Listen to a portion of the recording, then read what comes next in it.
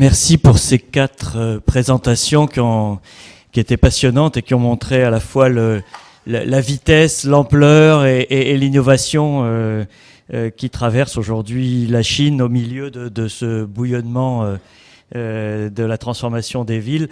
J'ai bien aimé tout à l'heure, je ne sais plus qui a parlé à la fois du chaos et de la créativité qu'il y a dans ce chaos des villes chinoises. Il nous reste un petit peu de temps pour le débat avec la salle. Avant de vous passer la parole, ça vous laisse le temps de préparer des questions. J'ai juste une question moi, qui me vient de ce qu'a dit Zhang Ke tout à l'heure au début de sa présentation, quand il a dit ce qui caractérisait la nouvelle génération des architectes chinois, c'était 2 choses, si j'ai bien compris. Un rapport différent de la génération précédente à l'influence étrangère, et 2, une réflexion et un travail sur l'équilibre entre la tradition et la modernité. Et je voudrais faire un peu réagir les autres. Est-ce que c'est aussi pour vous ce qui vous distingue de la génération précédente d'architectes en Chine? Est-ce qu'il y a une unité de vue de votre génération sur ces points? Qui veut commencer? Peut-être Zhang Lei.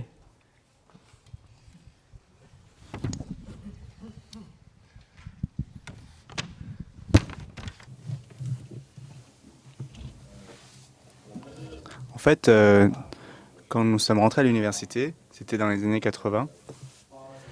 Et les années 80 sont les premières années d'ouverture de la Chine vers l'extérieur.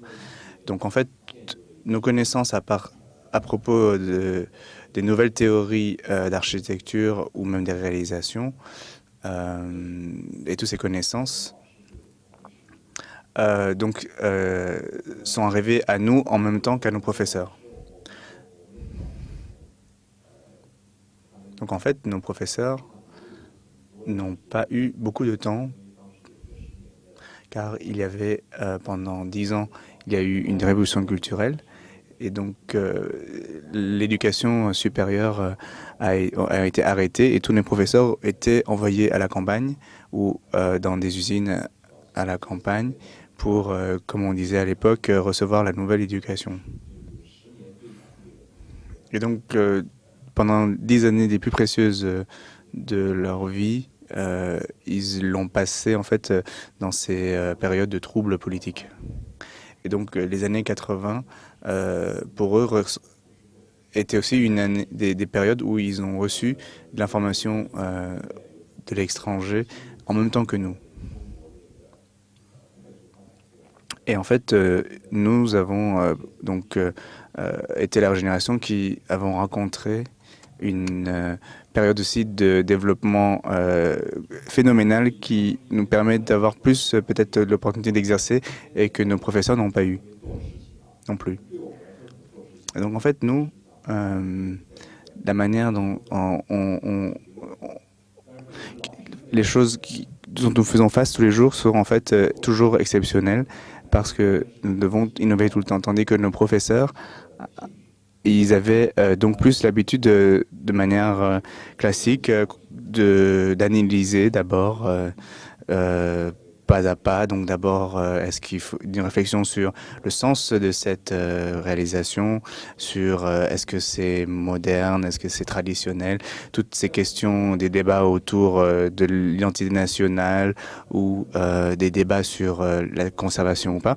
Et nous, en fait, nous sommes paradoxalement soit libérés, soit en tout cas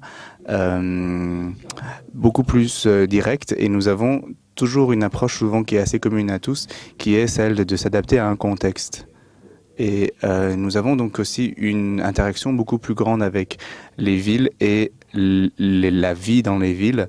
Et donc nous avons donc une prise de position qui part aussi souvent des choses de la micro-échelle pour aller vers la macro-échelle, ou pour éventuellement retrouver des principes qui régissent l'échelle plus grande, donc ce qui diffère énormément de nos professeurs.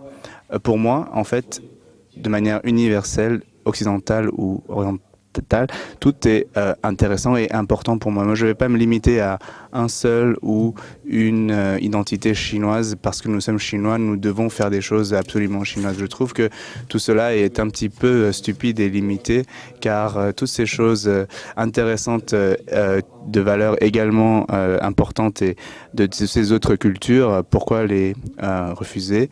Et maintenant, si on se concentre sur un seul point qui est celui sur lequel nous travaillons, nous travaillons sur la réalisation même des choses. Et donc, moi, ma réponse est dans ma réalisation. Merci à tous. Donc, Zhang Lei, je suis assez d'accord avec ce qu'il vient de dire. En fait, pour nous, nous faisons face à un phénomène assez intéressant, car ce cercle d'architectes, en fait, nous avons aussi tous un point commun, c'est nous avons aussi eu la chance d'aller étudier à l'étranger. Et en fait, cela explique une chose. C'est qu'en fait, les constructions dans les villes aujourd'hui viennent effectivement toutes de l'Occident, quelque part.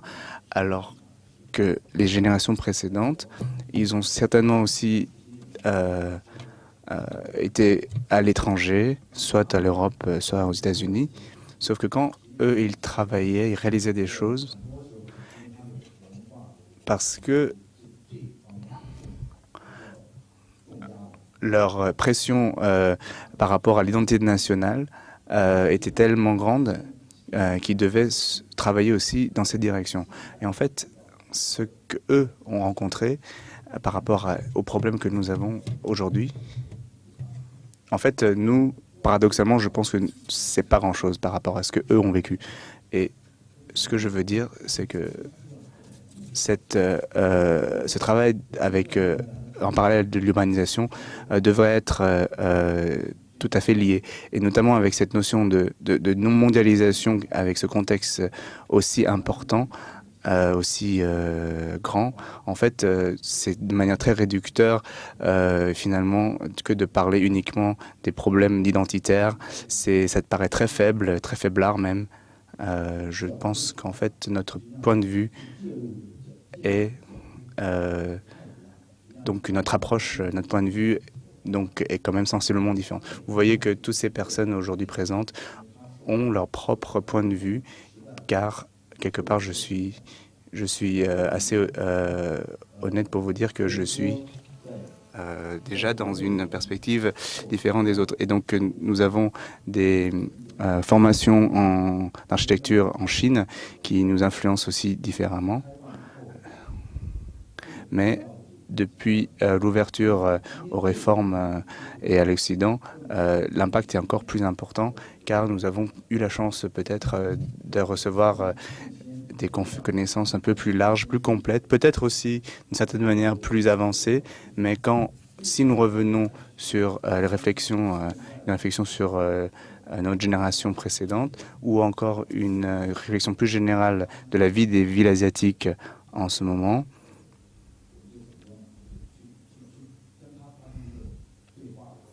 quand nous tentons d'établir un dialogue avec ça, et là, on est un peu poussé en fait à se positionner de manière innovante, et nous ne pouvons ni nous positionner comme des Occidentaux le feraient, et donc nous allons en fait nous transformer, comme je dis, une sorte d'appropriation et d'une autonomie que nous souhaitons obtenir à nouveau. Donc peut-être que les points de vue ou les points de départ ne sont pas identiques entre nous, mais il y a une sorte de point commun très intéressant qui traduit la situation actuelle de l'architecture contemporaine en Chine, car ce qui est que nous sommes en fait en train de travailler sur des fondations de quelque chose qui de temps en temps peuvent provenir de points différents. Et une fois que nous aurons réussi où il y aura une génération entière de personnes qui travaillent dans le même sens que nous, on appelle ça donc toute une génération en fait complète de gens qui travaillent dans le design, on aura des choses plus intéressantes qui en sortiront. En fait, En ce qui concerne les différences entre les différentes générations d'architectes, je pense que le point qui nous distingue, c'est que les problèmes auxquels nous sommes confrontés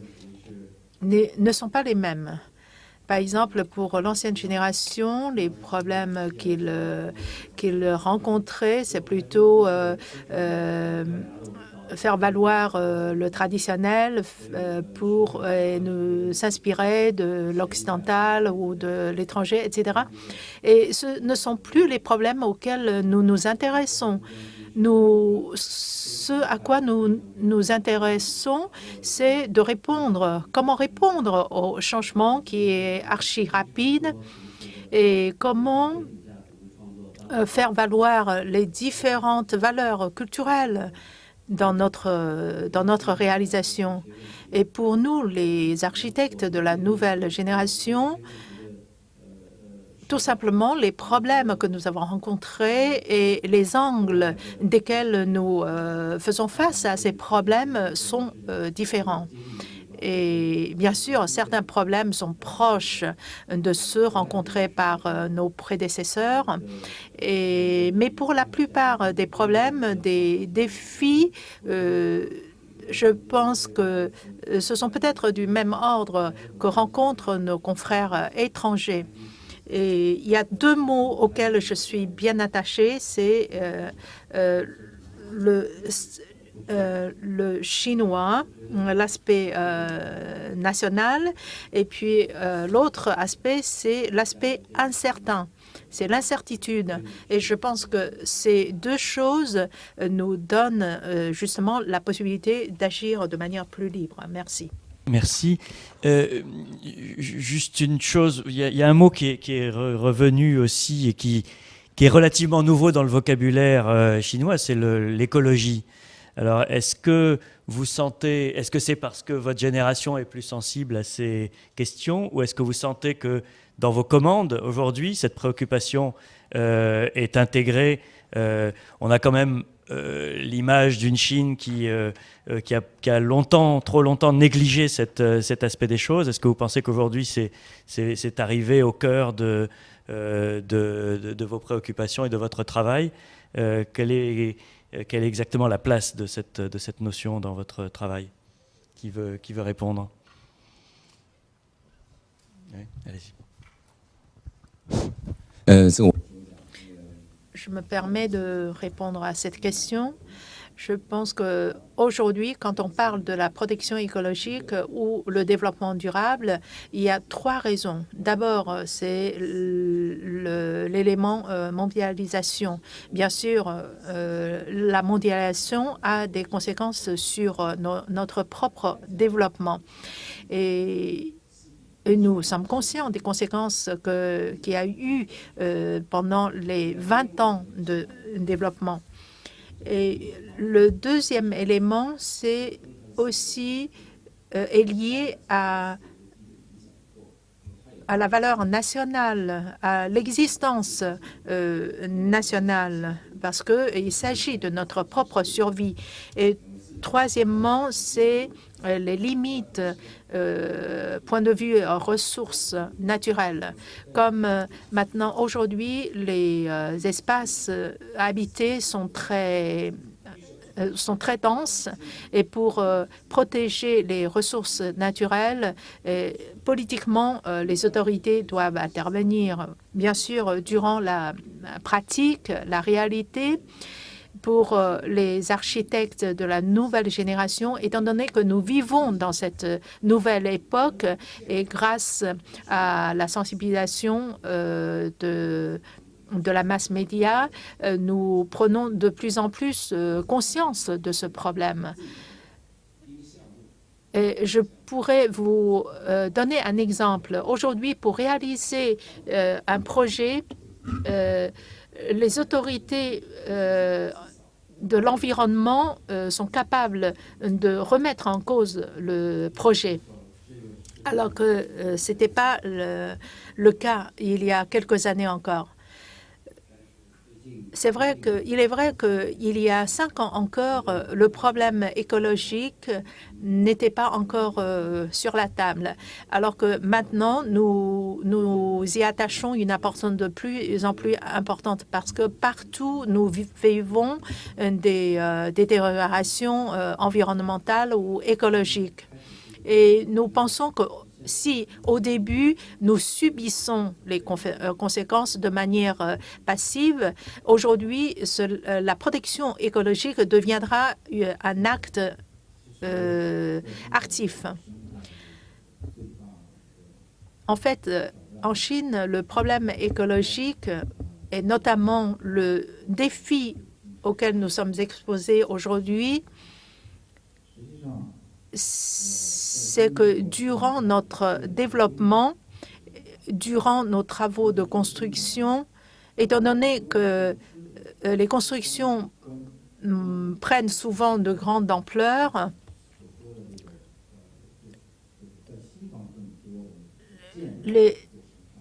donc, quand on travaillait sur un projet, nous n'y travaillons pas uniquement avec la notion proprement dite et stricte de l'architecture. C'est-à-dire qu'il faut constamment faire attention à ce que nous appelons déchets de construction. Parce que si on n'y faisions pas attention, le développement ne pourrait pas durable. Prenons l'exemple de Shenzhen. Il y a 30 ans, nous avons construit beaucoup de bâtiments, alors que certains d'entre eux ont été construits avec une espèce de sable. Oui. Et aujourd'hui, ces bâtiments sont sur le point de s'écouler. Et nous sommes obligés de les démolir pour en construire d'autres. Ou bien certains autres bâtiments ont été construits avec une telle densité que ce n'est plus vivable aujourd'hui. Et les déchets produits ensuite sont difficiles à traiter. Et tout cela sont des problèmes auxquels nous devrions faire face. Un autre aspect peut-être difficile à comprendre pour vous, c'est celui relié à la décoration intérieure des logements. Et il faut savoir que chaque occupant d'un nouvel appartement, par exemple, il tient à refaire complètement la décoration intérieure, ce qui produit évidemment davantage de déchets. À Shenzhen, par exemple, au début, j'ai travaillé dans un vieux centre commercial et j'ai constaté qu'à côté de notre centre, il y a un restaurant. Et tous les 3 ou 6 mois, le restaurant changeait de patron. Et à chaque changement de patron, il y avait des travaux de construction ou de décoration. Et cela pose de vrais problèmes pour nous. Et je pense qu'en France, le même problème peut-être n'existe pas. Par exemple, hier, nous sommes allés dans un restaurant qui a une histoire de plus de 100 ans. Et le changement, bien sûr, il y en a pour ce restaurant, mais c'est dans le sens de progrès. Tandis que chez nous, c'est chaque fois, chaque changement entraîne la démolition ou la destruction. Et cela nous donne lieu à réfléchir sur ce phénomène, à savoir comment recycler les déchets des déchets de construction et comment réutiliser les matériaux de l'ancien immeuble pour et je pense que c'est là un vrai défi pour nous. À propos de l'écologie, un autre problème auquel nous nous intéressons beaucoup, c'est que sur le plan de la construction urbaine, comment réaliser une préservation durable de notre système écologique? Il y a 6 mois, nous avons commencé à travailler sur un projet Et au cours de ce projet, il y a beaucoup d'éléments qui risqueraient de compromettre le système écologique. Par exemple, transférer des champs de culture en plein centre d'une ville. Autour de ces champs, ce qui nous a amené à concevoir ceci, c'est parce que cela permettrait à la population citadine de pouvoir faire quelque chose dans ces champs de culture de riz, par exemple. Et cela nous laisse réfléchir sur certains problèmes auxquels nous n'avons jamais réfléchi. Par exemple, comment lier l'agriculture, la culture traditionnelle avec l'urbanisme moderne. Et je pense qu'on a encore beaucoup à faire là-dessus. Malheureusement, le système législatif n'est pas encore complet ou bien qui touche difficilement aux projets de construction de taille moyenne ou petite. Donc, cela montre qu'il y a encore beaucoup à réfléchir et à faire. Il y avait un vice-président américain, Al Gore, je crois, qui parlait de développement durable pour le monde entier.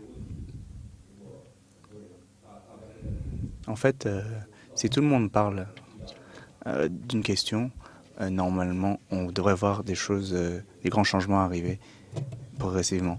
Donc, peu importe pour la Chine ou pour l'Occident, cette question de l'écologie, c'est aussi une connaissance progressive et une prise de conscience progressive qui prend place dans la société. Évidemment, en Chine, depuis les dernières années, Deng Xiaoping avait dit que le développement est une logique, une vérité dure, une vérité absolue. En fait, cette question et toutes ces nouvelles réglementations, par exemple, dès le 1er juin de cette année, nous n'avons plus le droit d'utiliser des sacs de plastique gratuits. En fait, depuis le 1er juin, tous les sacs plastiques sont payants dans les supermarchés. Donc, toutes ces prises de conscience peuvent être très grandes avec des mesures de ce type-là. Par exemple, dans la province du Jiangsu, nous avons une réglementation drastique.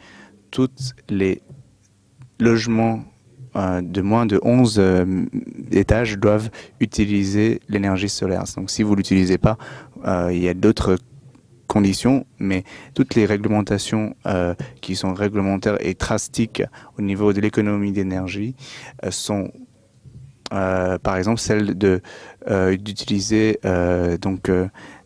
des matériaux des technologies pour économiser au moins 50% de l'énergie consommée traditionnellement dans les bâtiments. Et donc toutes ces étapes vont dans le sens d'une protection et de l'écologie. En même temps, on se rend compte de tous ces problèmes avec le coût du pétrole qui augmente. Ce sont en fait des nouvelles questions qui intéressent aussi nos architectes et on essaye aussi d'intégrer toutes ces notions de développement durable qui nous concernent tous. Merci à tous.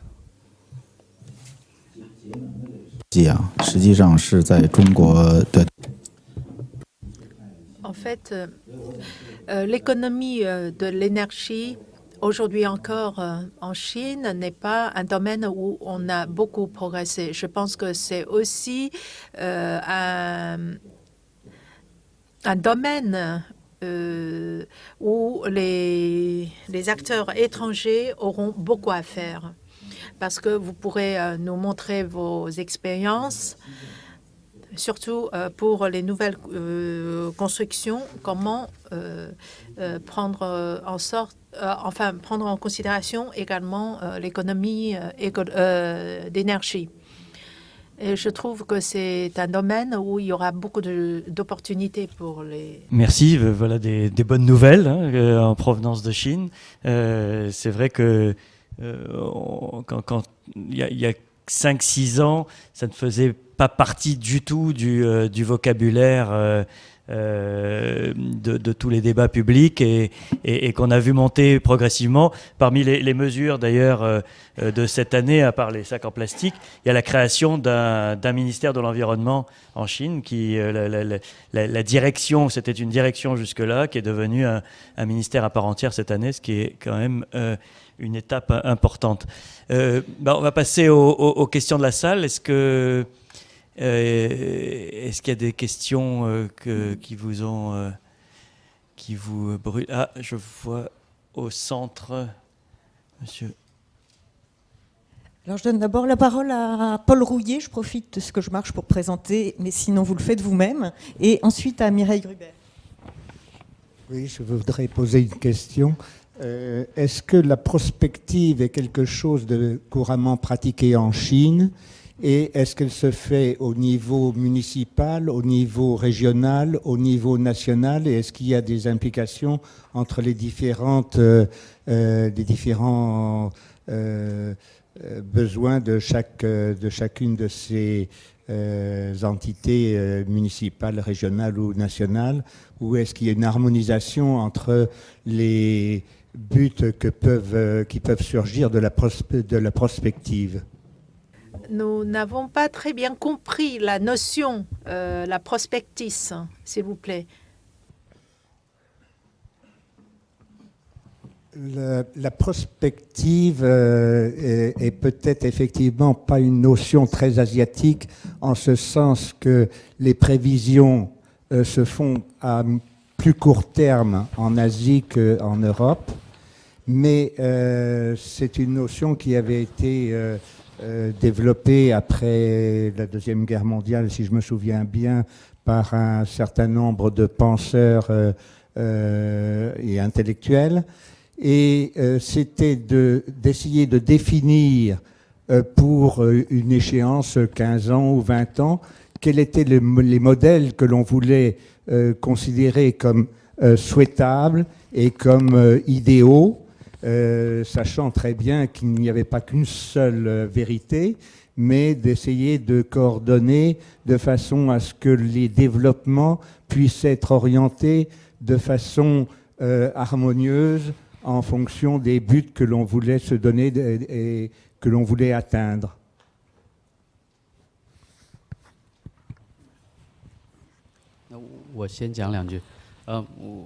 Je vais essayer de répondre à cette question. Je pense qu'en effet, c'est une question très importante. Aujourd'hui, partout où on travaillait sur les projets, depuis les grandes villes jusqu'à un petit bourg de 30 ou 50 000 habitants, tout le monde possède un plan de 30 ans ou de 50 ans. Ceci dit, comme le pouvoir change tous les 4 ans, donc à chaque changement de pouvoir, il y aura de nouvelles idées de projets de développement, de construction, de sorte que, en fait, ces projets, ce qu'on appelle prospective, risquent de changer tous les 4 ans avec le changement de pouvoir. La question de savoir s'il existe un projet de 30 ans, de 20 ans, je pense qu'en théorie, ça existe pour toutes les villes, mais cependant, peu de ces projets ont la chance d'être réalisés. En fait, je pense qu'il vaut mieux dire carrément que ce genre de prospective n'existe pas encore, parce que à l'époque où les intellectuels occidentaux ont lancé cette idée de prospective, c'était encore une époque de réalisme. Et on peut la qualifier d'utopie, mais cela, à mon avis personnel, je pense que cela reflète une espèce d'esprit, et cet esprit humain est extrêmement précieux. Je peux peut-être citer un exemple. À Shenzhen, en 82, au moment de l'établissement du premier projet de développement de la ville, À l'époque, la population était fixée à 700 000 habitants. Et puis, quelques années après, cette population est allée jusqu'à 2 millions d'habitants, jusqu'à 2001, par exemple. Et cette projection a été rejetée catégoriquement par nos spécialistes en démographie parce qu'ils ont dit que regardons un peu autour de nous, dans quelle ville dans le monde une population a pu augmenter de centaines de mille d'habitants jusqu'à millions d'habitants. Alors que vers début des années de ce siècle, la population de Shenzhen a atteint plusieurs millions d'habitants, voire 100 millions d'habitants, 10 millions d'habitants, pardon. Et ceci pour vous montrer que, en fait, les problèmes, les changements que nous sommes en train de vivre sont sans précédent.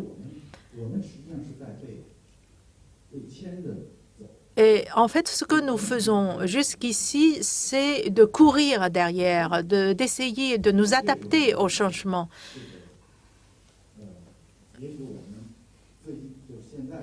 Peut-être pour nous, pour nos quotidiens, nous travaillons toujours sur des projets concrets et nous n'avons pas le temps jusqu'ici de réfléchir sur l'avenir d'une ville.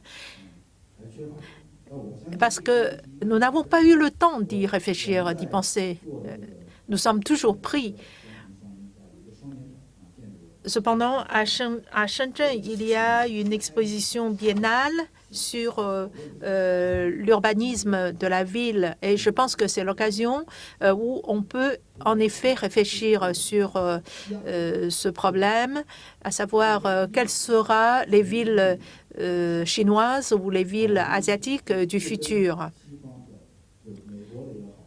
Et si j'ai cité cet exemple, si je vous ai parlé de cela, c'est pour vous dire que en Chine comme en Asie, la construction d'une ville ou le développement d'une ville prennent une ampleur complètement différente par rapport à d'autres régions du monde. Et le point clé, c'est le changement de la population, l'augmentation de la population que les autres villes étrangères n'ont jamais connues.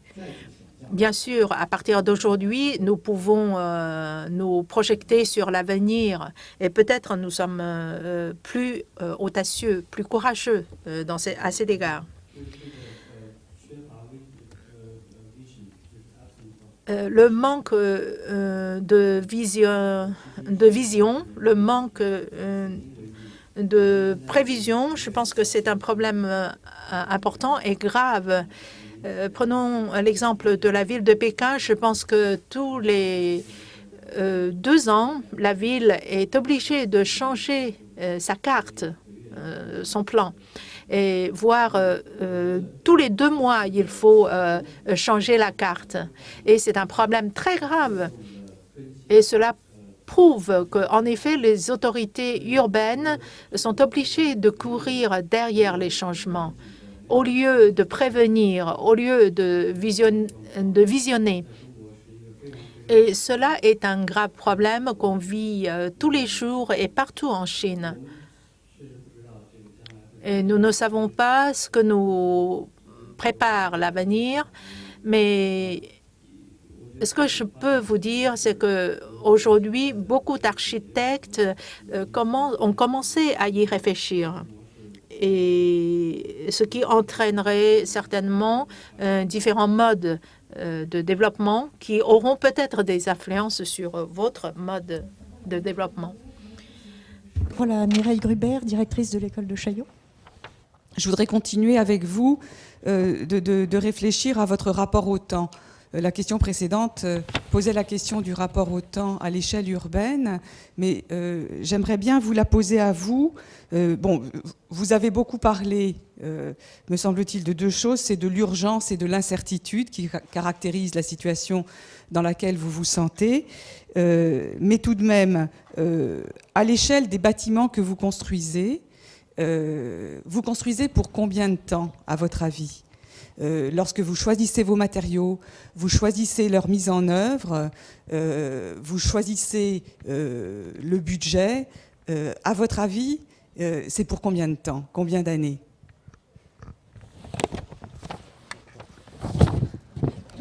C'est une question très intéressante. Tout ce que je peux dire d'abord, c'est qu'en Chine, toutes les constructions, les bâtiments à construire sont réglementés dans la notion du temps. Et cela, d'abord, pour la sécurité, la sûreté. Et quant à la durée d'un immeuble, durée de vie d'un immeuble, c'est un accord entre le concepteur et le client, l'utilisateur. Et il faut ajouter aussi la notion de changement. Au fur et à mesure de changement, il faut constamment s'adapter, point de vue matériaux de construction ou d'autres points de vue. Et bien sûr, il y a aussi la notion économique qui est aussi importante. Prenons comme exemple la construction d'un nouveau marché, d'un nouveau magasin. Le promoteur me dit je ne pense pas au-delà, je ne réfléchis pas pour ce qui arrivera au-delà de 10 ans parce que ça change très souvent. Et pour certaines constructions, en effet, au bout de 3 ans, au bout de 8 ans, tous les matériaux sont déjà remplacés par des matériaux plus modernes ou plus nouveaux. Je ne sais pas si et cela dépend de la volonté des promoteurs ou du propriétaire. Je voudrais répondre à cette question d'un autre angle. C'est-à-dire que pour des architectes comme nous, quand on réfléchit sur un projet,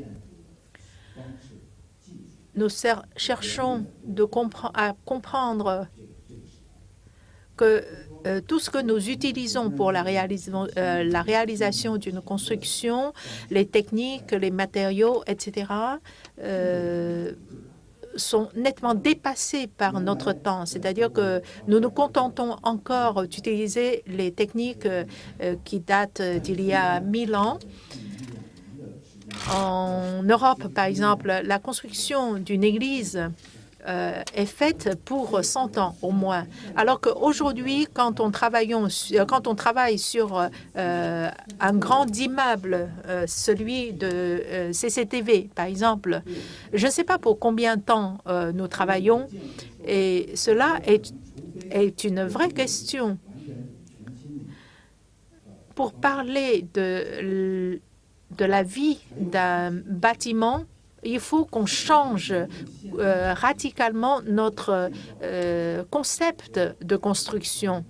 Si on continue à utiliser les matériaux comme béton, comme acier, comme palier, qui n'ont pas tellement de différence avec ceux utilisés à l'époque, il y a 100 ans, il y a 1000 ans, alors comment peut-on imaginer la durée de vie de la construction réalisée?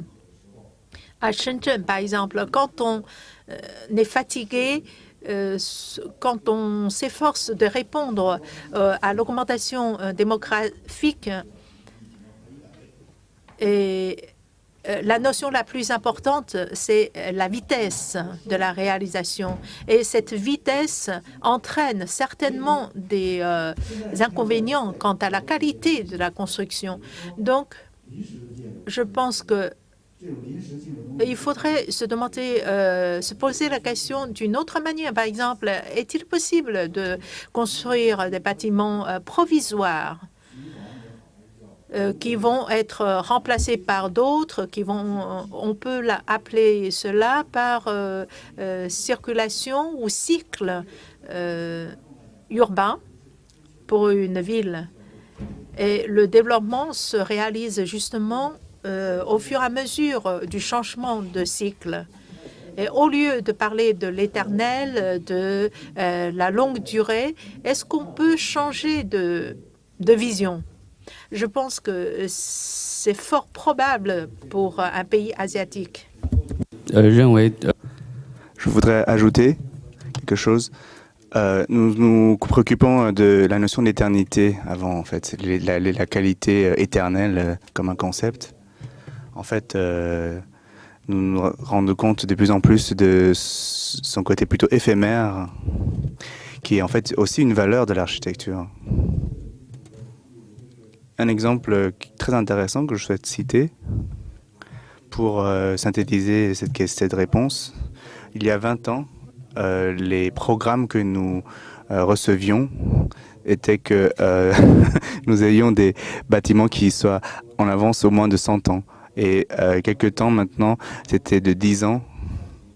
Et en fait, aujourd'hui, on ne parle même plus d'être en avance ou pas. Mais en fait, même nos villes deviennent même éphémères, tout comme l'architecture. Et c'est quelque chose, c'est une réalité que nous avons aujourd'hui. C'est vrai, enfin, moi, je l'ai vécu à Pékin. On a vu les constructions des années 80-90, qui étaient ces constructions en carrelage blanc. Hein.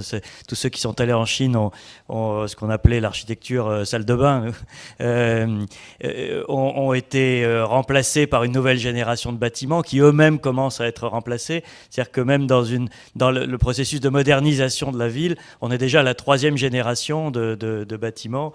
Un quartier de Pékin comme Tiongguansun, qui est le quartier des nouvelles technologies, qui est un des quartiers qui a le plus bougé, on en est à construire pour la 3e fois au même endroit, et ça va à une vitesse.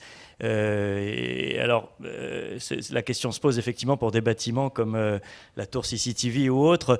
Quelle est l'espérance de vie, y compris dans la conception même de la part des dirigeants? Est-ce que leur vision à eux va au-delà de ce qui s'est fait? Je crois qu'il y a une autre question. Oh oui, mais elle rejoint celle que vous venez, ce que vous venez d'évoquer. D'abord, je voudrais dire que j'étais vraiment en admiration devant ce qui a été présenté tout à l'heure, et je voudrais vous encourager autant que je peux. Et bravo pour tout ce qui a été fait, tout ce que vous avez présenté. Non, je voudrais évoquer, vous avez parlé de développement durable tout à l'heure, et à travers les sacs plastiques et le décor des magasins. Bien sûr que on parle de développement durable lorsque on voit jeter un certain nombre de choses, mais moi, je suis beaucoup plus inquiet lorsqu'on passe à la grande échelle, c'est-à-dire à l'échelle de la ville, à ce que vous venez d'évoquer tout à l'heure.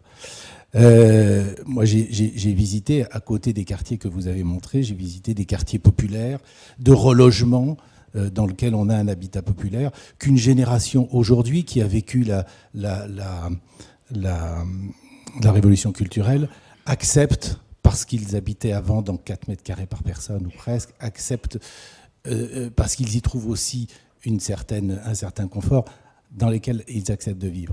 Mais la génération suivante, mais celle qui arrive, qui est tout près, qui est déjà née, hein, la génération de l'enfant unique, acceptera-t-elle de vivre dans ces conditions ? Ça veut dire que tous ces quartiers-là devront-ils être démolis ? Il y a aussi un volet, on a parlé bien sûr en développement durable de construction de bâtiments, mais il y a un volet social aussi. Il y a une préoccupation de développement social, culturel, durable. Et je crois important que vous réagissiez par rapport à cette notion. Je voudrais terminer ma question par une... Vous avez dit, vous avez parlé de vos professeurs, mais aujourd'hui, vous avez tous passé 40 ans, et donc vous êtes vous-même maintenant des professeurs, et vous avez des élèves, j'imagine. Alors, j'aimerais savoir ce que vous ressentez, quels sont les éléments qui, à travers vos élèves, émergent aujourd'hui, et quelles sont les préoccupations qui émergent aujourd'hui. Donc en fait, tout le monde a évoqué un problème très important qui est qu'en réalité, les architectes et ce que les architectes pensent ont une certaine distance avec ce que la population, l'opinion publique en général pense. Par exemple, la destruction des quartiers anciens avec le déménagement, donc l'expropriation, et aussi le déménagement vers des nouveaux quartiers. En fait, pour nous, architectes, c'est quelque chose qui est,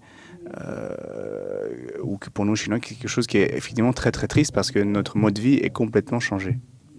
Mais en même temps, imaginez que ceux qui sont nés avant 1960, ils peuvent être encore un peu nostalgiques, ou l'expérience en tout cas de vie commune en communauté, et trouver de la valeur à ces modes de vie. Par exemple, quand je vois la vie qui existe dans les rues à Paris, sont des choses que moi j'apprécie beaucoup et qui peuvent me rappeler mon enfance, ainsi que les vies que j'y avais. En fait, dans la Chine aujourd'hui, malheureusement, ces modes de vie n'existent plus. Et donc, nos enfants, voire nos étudiants, leur parler de ce mode de vie-là n'a pas de sens, car ils n'ont jamais connu ça. Ils ont été toujours dans un environnement où il y avait des tours. Ils n'ont jamais ils ne peuvent pas imaginer la valeur en fait de ce mode de vie que nous avons connu. Par exemple, sur un des projets que j'ai présenté de la du village urbain, et de mettre donc la vie du village dans la ville. En fait, on appelle ça donc une sorte d'urbanisation spontanée avec énormément de vitalité, n'est-ce pas? Tous les étrangers qui viennent à Shenzhen, qui viennent voir les villages urbains, ont le même avis que nous. Mais en fait, du point de vue des hommes politiques et de la population, en fait, ce sont des taudis pour eux. Ce sont vraiment des quartiers à une image très très négative. Et donc c'est tout ce décalage qui existe entre des gens qui réfléchissent, qui rêvent d'un certain mode de vie qui est en fait effectivement ce qu'on voit aujourd'hui, des grands parcs entourés de tours. Mais en fait, ce que eux perdent, je pense, c'est vraiment la vie, la vie réelle. Ils ont en fait obtenu en contrepartie une belle cage, une très très belle cage. Et vous voyez donc en fait, c'est le plus grand problème, c'est ce décalage-là. Et évidemment, ça s'est déjà passé dans notre société et on essaie de le changer, mais en Chine, il n'y a pas encore d'élite intellectuelle qui puisse malheureusement pousser cette notion. Par exemple, des gens qui s'intéressent aux sciences sociales, il y a très très peu de connexion et ça n'arrive pas à constituer une opinion publique qui est en accord avec ce que des architectes pensent, et cette réalité et ce décalage est vraiment trop grand. Malheureusement, ça n'existe pas encore en Chine et c'est quelque chose vers lequel nous pensons devoir vraiment travailler et nous devons faire une sorte de propagande de notre côté. On va nous trouver peut-être fous, mais nous sommes toujours convaincus. Je ne sais pas comment dire. Oui, voilà, je qualifierais ça de sorte de prison urbaine, avec des îlots complètement indépendants. Il faut qu'on les supprime, vraiment, que ce soit à Shenzhen ou ailleurs. Je pense que cette société est en train de changer, les personnes aussi, et l'environnement ne peut pas être complètement dissocié. Moi, par exemple, à Shenzhen, j'ai toujours loué des appartements. J'ai changé déjà 4 à 5 fois en 10 ans. En fait, je ne connais pas mes voisins. Je ne connais aucun de mes voisins. Jamais. Car mon travail et mon mode de vie est très différent. Et je pense que c'est un vrai grand problème.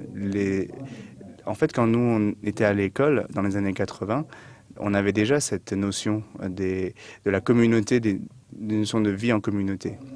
Mais en fait, aujourd'hui, on n'arrive toujours pas à le vérifier ou le voir apparaître en Chine. Aujourd'hui, nous sommes dans une période d'argent. Les promoteurs immobiliers sont complètement dans une logique Et donc nous sommes, ils doivent en fait correspondre à la demande du marché. Et en fait, leur propre intérêt, nous pensons que ce n'est pas là où ce qu'ils pensent, ce n'est pas, malheureusement, tout le monde rêve de cette vie imaginée, de cette ville constituée d'îlots. Et malheureusement, ce rêve que nous n'approuvons pas est déjà devenu réalité, nous architectes. Donc tout ce processus est très long et je pense que peut-être que les Chinois d'aujourd'hui qui voyagent à l'étranger, qui voient aujourd'hui à Paris, à Londres ou dans plein d'autres endroits, ils se rendent compte et puis commencent à réfléchir un petit peu sur ça. Sauf que c'est encore un processus qui sera extrêmement lent et je pense que la situation, la situation, en tout cas, dans sa forme, en tout cas, elle est comme ça aujourd'hui.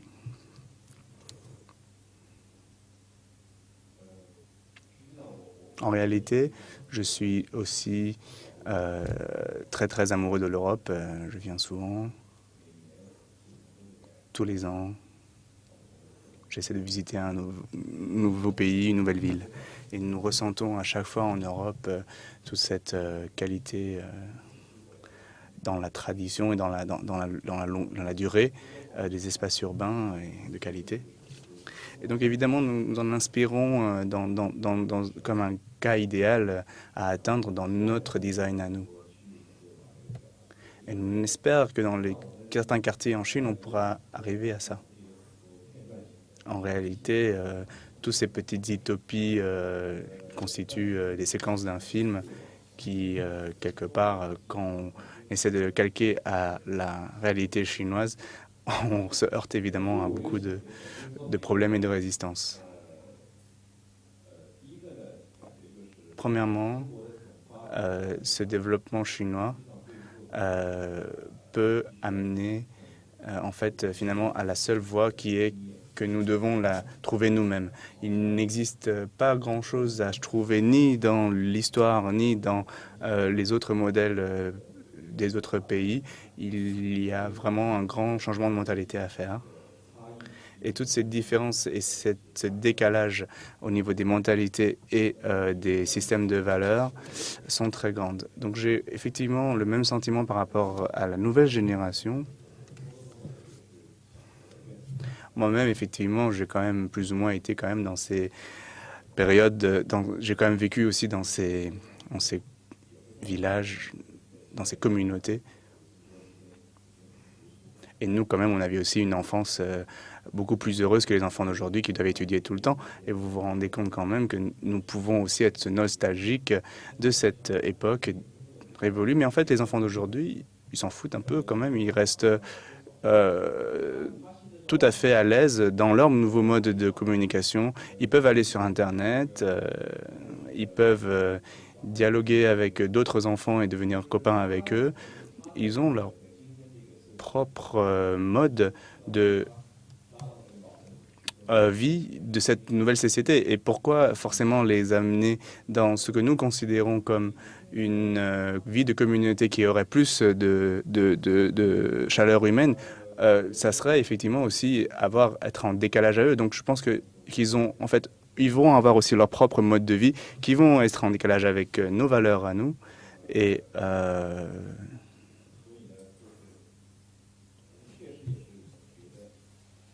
nous pensons effectivement qu'il y a nous avons aussi beaucoup de doutes par rapport à ça. En plus, en tant qu'architecte, la responsabilité sociale personnelle que nous avons pour tenter de créer des espaces culturels ou urbains de qualité pour être reliés à la vie d'aujourd'hui. Et par ailleurs,